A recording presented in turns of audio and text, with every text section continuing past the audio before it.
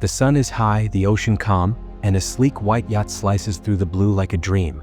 Laughter carries over the wind, the kind of laughter that only comes when life feels perfect. It's Zach's 30th birthday, and his old friends have gathered to celebrate in style. Music plays from a little speaker, champagne pops, and for a moment, the world is nothing but sea, sky, and the sound of waves brushing against the hull. Dan, the owner of the yacht, or at least that's what he claims, grins like a man living his best life. He's got his arm around Michelle, his new girlfriend, but his eyes wander toward Amy, his ex. She's sitting beside her husband James, watching the horizon, clearly out of her element. While everyone else lounges in swimsuits and smiles, Amy still has her life jacket on. She's tense, the type of quiet tension that doesn't need words to explain. The ocean is beautiful, yes, but for her, it's also terrifying. Ever since she lost her father to the sea, she hasn't been able to look at deep water without her chest tightening. James notices, gives her hand a reassuring squeeze and says softly, "You're okay. I'm right here." She nods and tries to smile, but it doesn't quite reach her eyes. Below deck, their little daughter Sarah sleeps peacefully. Everything feels safe. Ordinary.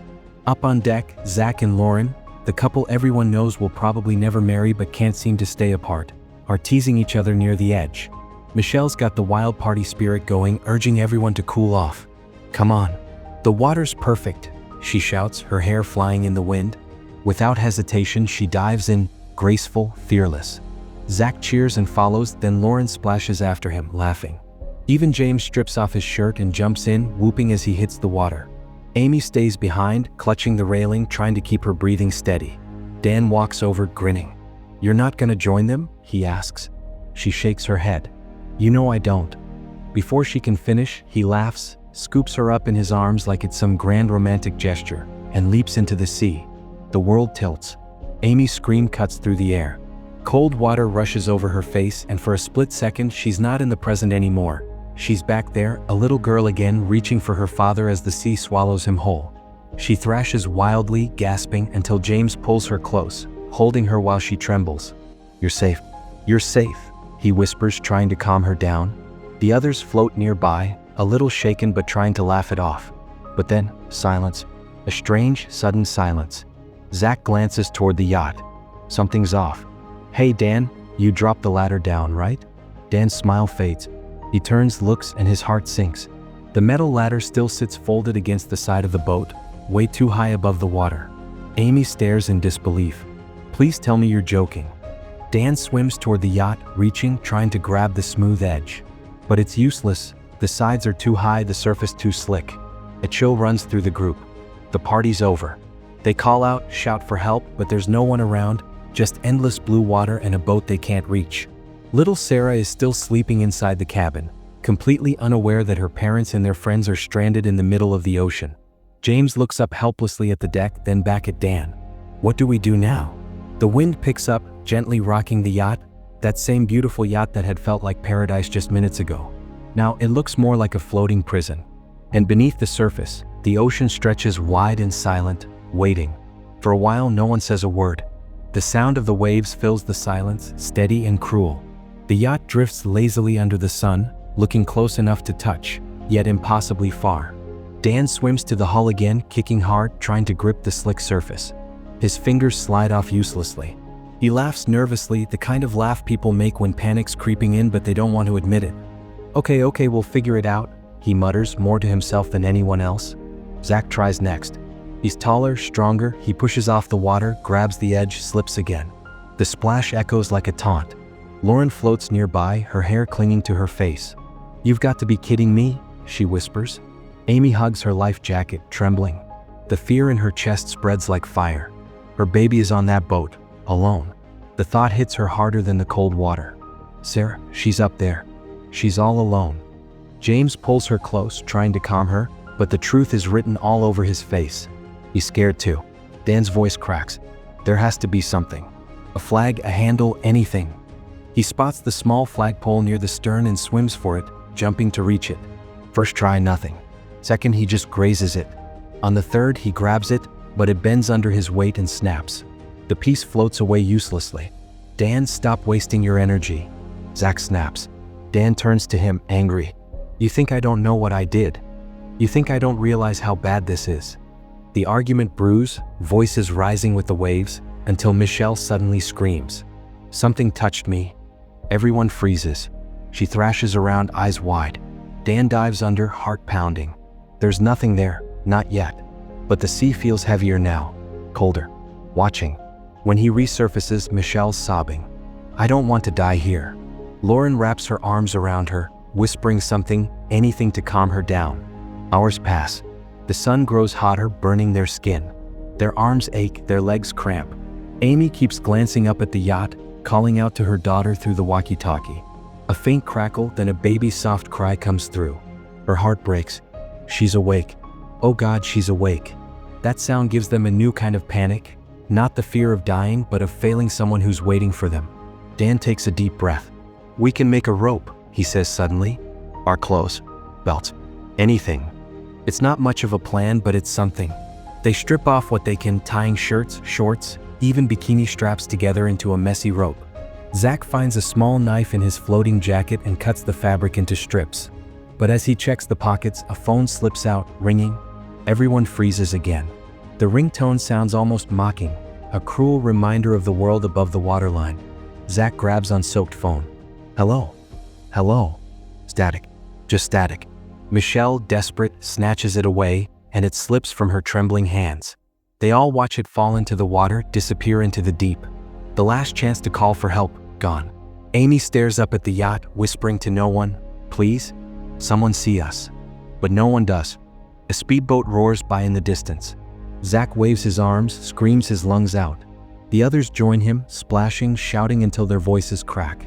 The passengers on the speedboat wave back cheerfully, thinking it's just another group having fun, and keep going.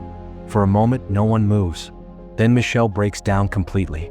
"We're going to die out here," she sobs, clutching the inflatable dolphin she brought earlier. Dan swims to her. "Let me use it to climb up, please."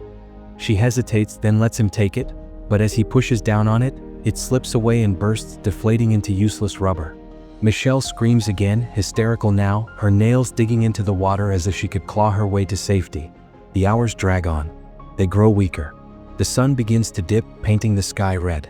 Everyone's silent except for the occasional whimper or prayer. Then James takes the knife and dives. He wants to see if there's a way to climb from below, maybe through the rudder.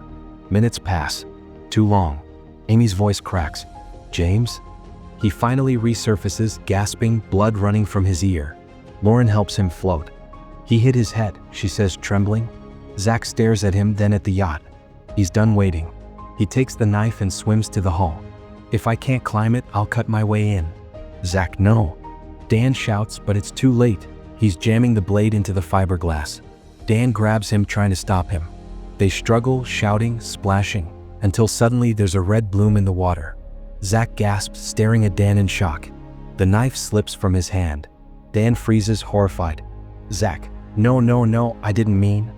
But the damage is done. Zach collapses into Lauren's arms. His breathing grows shallow. He tries to smile, whispering weakly about their old trips, about how Dan should have brought his camera this time. Then he goes still.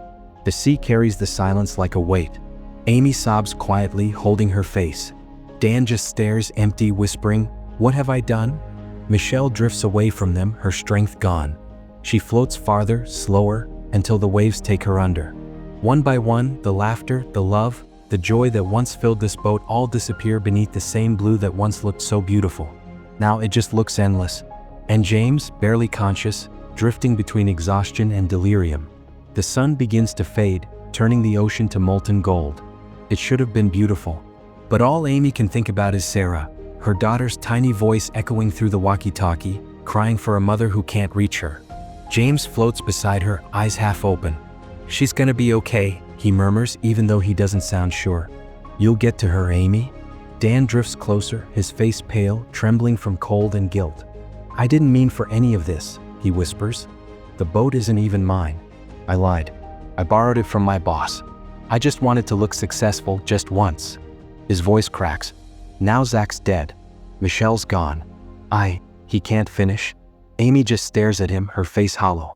She doesn't have the energy to hate him anymore.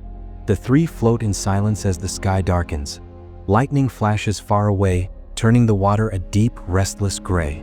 Then, softly as rain begins to fall, his hand slips away. Amy screams his name, holding him tight, but his body is limp. The ocean takes him gently like it did her father years ago. Her sobs echo into the storm. Dan's guilt hardens into desperation. He dives under, searching for the knife Zach dropped earlier, anything that could give them a chance. Minutes pass. Nothing. He resurfaces, gasping, shaking from exhaustion. Amy's voice trembles. "You'll drown too." He meets her eyes. "Then let me do one thing right." He dives again. Lightning flashes, revealing his silhouette under the surface. The storm howls louder, waves crashing against the yacht as if mocking their struggle. Amy fights to stay afloat, calling his name again and again. No answer. When Dan finally comes up, he's shouting in pain, his hands sliced open by broken goggles he found tangled in a rope. But the pain sparks an idea. He presses the jagged glass between the hull and the small gap of the folded gangway, forcing it to wedge in place. "Use me," he says through gritted teeth. "Climb." Amy shakes her head. She hesitates, then does as he says. She steps on his shoulders, the glass cutting into his palm as he holds steady, screaming but not letting go. Rainwater mixes with blood.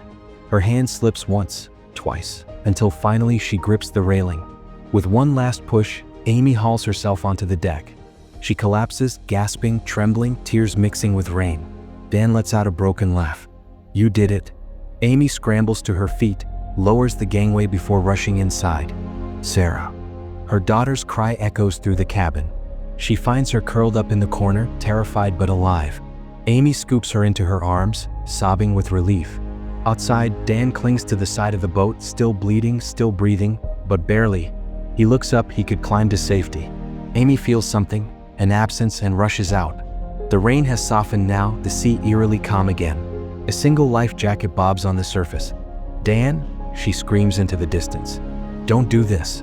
She sees a faint shadow beneath the water, his body sinking slowly, disappearing the same way her father once did, and something inside her snaps. Without thinking, she jumps in. The cold bites like knives, but she doesn't care. She swims harder than she ever has, diving down, reaching for him, the very thing she feared all her life. Her fingers finally touch him, pull him up, drag him toward the surface. Flashes of her childhood blur with the present.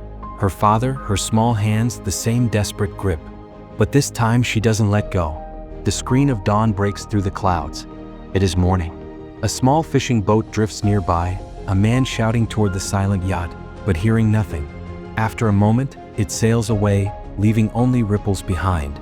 Inside the cabin, Sarah wakes up, her cries soft and innocent, unaware of the nightmare around her. At the end of the story, we see Amy standing on deck, looking out into the distance. Dan lies at her feet unconscious, whom she managed to save. The fishing boat is no longer in sight. Only the sounds of the engine can be heard in the distance. But she survived. And this time, she saved the one she loved.